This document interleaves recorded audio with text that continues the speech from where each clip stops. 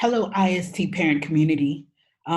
It's been quite some time, but I wanted to provide something for you to help you with your students at home as they're going through their online distant learning class sessions. I hope that this is going to be informative. I'm going to try this out. If this works well, you can look forward to more topics. And hopefully, if you do have access to Zoom, maybe we will be able to do some live webinars where you can ask your questions and I can answer them along the way. So we're going to be talking about how to help your child during online learning. So our topics and our overview for today, we're going to be talking about distant learning challenges, what is time management and why it's important, time management tips, and then we're going to close out. Now, since our students have been doing the distant learning classes, we've been seeing that there have been a few challenges, and I'm sure that you have too. One of the things that we may notice is that our students are spending a lot of time on the computers, too much screen time. And as a result, it can take a wear on their eyesight. So please, if you see them constantly on the computer, encourage them to take a break. Something that they can also do is they can do eye exercises where they can look up, they can look to the left, they can look to the right, and they can look down. Have them do that a few times just to exercise the eye muscles within their eyeballs. Another thing is that we see that when they're in class, their teachers normally would maybe do a 20 to 30-minute lecture, maybe have some discussion and some class activities to facilitate learning. But now that they're home, they have to facilitate their own learning and under the guidance of their teachers. And for students who have never encountered online schooling before, it can be really, really difficult. And so we need to keep that in mind. And another issue is the lack of social opportunities. Our students are home, so they aren't socializing as much as they would normally do at school. And so these are some of the challenges that distance learning that we see. Now, we're going to go into time management. Time management is the process of organizing planning, how to divide your time between specific activities. Now, good time management enables students to work smarter, not harder, so they're able to get more done in less time, even when the time is tight and the pressure is high. Now, the time management activities that we're going to go into in the next slide, these are things that the students can do and you can oversee them and help them to provide some structure and, to release some of the anxiety and stress that they have from a lot of the stuff that they're doing. So, number one, create a master schedule. This should include the wake up times, breaks, lunch, chores, if they have any. The reason why the schedule is important because it provides structure. And the structure is so important because they get that structure at school. Their whole day is completely laid out within the schedule. And so they know what to do because it becomes repetitious, it becomes a habit. When they don't have the structure, things tend to get a little stressful for them because they don't know what to do first. So if you see in this particular slide, I have a sample of a schedule that I got online. And it's simple. You don't have to follow this one, but their day should have some sort of schedule. The environment and setting the tone. This will ensure that the area where your child will be working is comfortable, it has adequate light, it's organized, and it should inspire them to want to work. It should be free from clutter, distracting noises, pictures, or whatever it may be, something that's going to put them in the mindset to learn. Now, number three, eliminating distractions. Ensure that that area is also free from television, games, social media. One of the things that students always have with them are their mobile devices. It may be a good idea to leave those social devices, those telephones, those cell phones, whatever it may be, outside of the study area. If notifications are constantly going off, They won't be able to focus because they'll be looking like this every so often to see what am I missing, what's happening. The next thing, number 4, set goals for each class or study session. Talk with your child. How much time are you going to be spending on a particular assignment? For example, they may have a goal for, let's just say, humanities. I'm going to read 2 chapters in my book for my textbook for today. Or I'm going to spend 30 minutes on my personal project. Or I'm going to spend an hour writing this essay. They need to make sure that their time is highly structured and organized, because I found that some students were spending, let's just say, 5 and 6 hours on a personal project instead of sharing some of that time across all subjects, spending a little time with math, history. And so their assignments started to get to pile up one on top of the other. So finding out how much time they're going to spend on each thing before they start is a good thing. Now, you'll see on the bottom, I put a little graphic that says SMART goals. And with SMART goals, we look at the S for specific. What do you want to do? M is measurable. How will you know when you've reached it? A, achievable.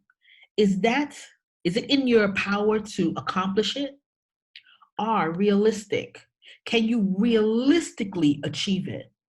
T, timely. When exactly do you want to accomplish it? So these are some SMART goals, the symbols for it, so that way you can help your child make SMART goals.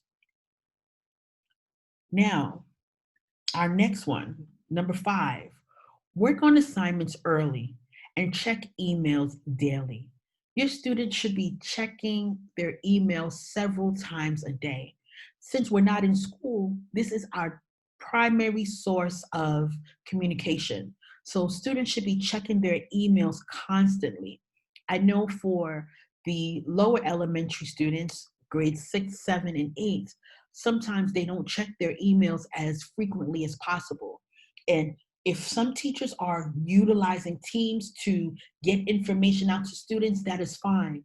But please encourage them to check their emails in addition to looking at Teams. The other thing, number 6, work on one thing at a time.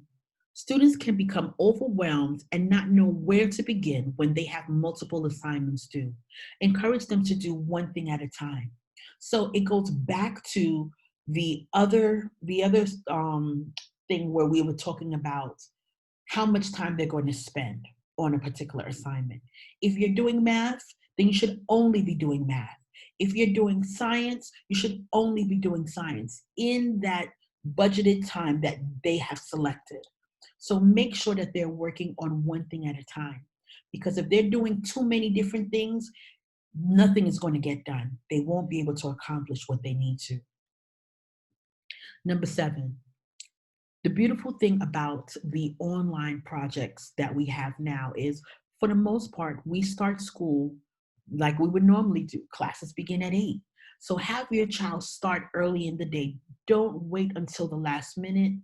Let them start their work as soon as school begins, so that way they're able to maintain their workflow. Number 8, get 8 to 10 hours of sleep per night. I know it's so tempting because we don't have to physically get up and get dressed and go to school. Your school is in your house. And so a lot of students may stay up a little later than normal. Again, having a schedule, highly structured schedule, helps them to get used to things and to be more successful. So if they're able to get enough rest, they recharge their brains and their bodies for work for the next day. And so if they're not getting sufficient rest, please ensure that they're going to bed at a good time based on their age range. And 2, you may want to make sure that they are not having any devices, any iPads or whatever in the room to distract them from going to sleep. This one is really, really important because a lot of the emails that I'm getting is stemming from this. Please encourage your children to speak up and reach out. Don't be afraid to ask for help. If they need something, they need to speak up, because if they don't, we won't know. Now, a lot of them have issues when it comes to managing their workload, again, which is why we're talking about time management. Encourage your child to ask for help from teachers as soon as they notice that there's a problem. For example, if they realize that they're working on a project that's due next week, Monday, and today is Thursday, and they realize, wow, you know what? I think I need some more time. I don't think I'm going to be able to finish this by Monday. That is the perfect time for them to reach out to their teachers to ask for an extension of time. They shouldn't wait until the deadline has passed and then it's Monday, Tuesday, Wednesday of the next week. And then what will happen is teachers will start to email, hey, I haven't received your project, your work. Is everything okay? What some students are doing is, when they are receiving those emails following up from teachers to find out what's going on, they become scared and nervous, and they start having anxiety, and they retreat within themselves. They see the emails, but they don't answer it because of this overwhelming feeling. Now, if we speak up in advance, and when we know that there may be a possible issue, it can release and reduce the anxiety that they may feel and make things a little bit better for them. The teachers, we're all here for them and for you. So please help them to utilize us in the best way that they can.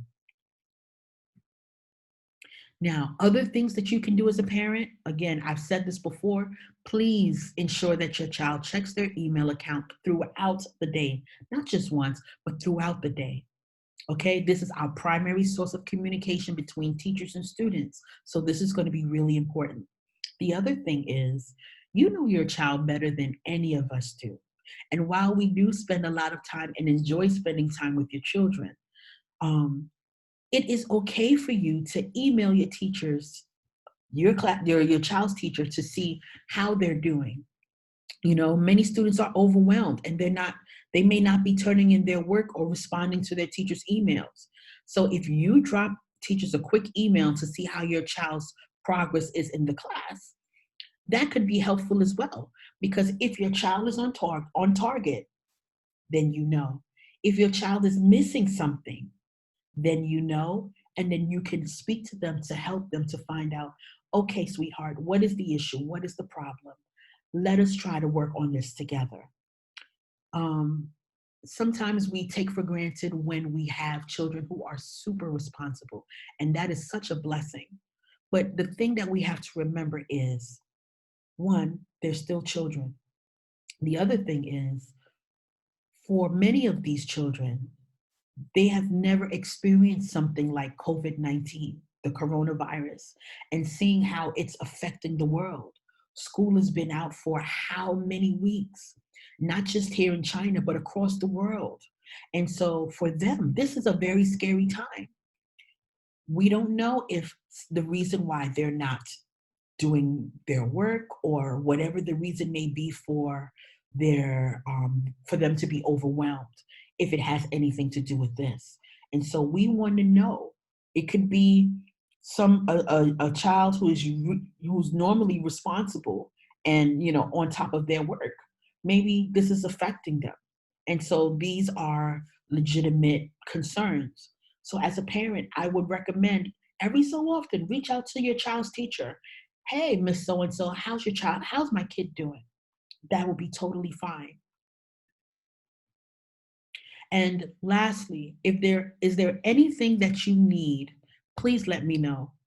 Over the beginning, when the pandemic began, there wasn't a lot of resources, but as of late, there's a lot of things coming in, and I'm getting so many different resources that I can share with you.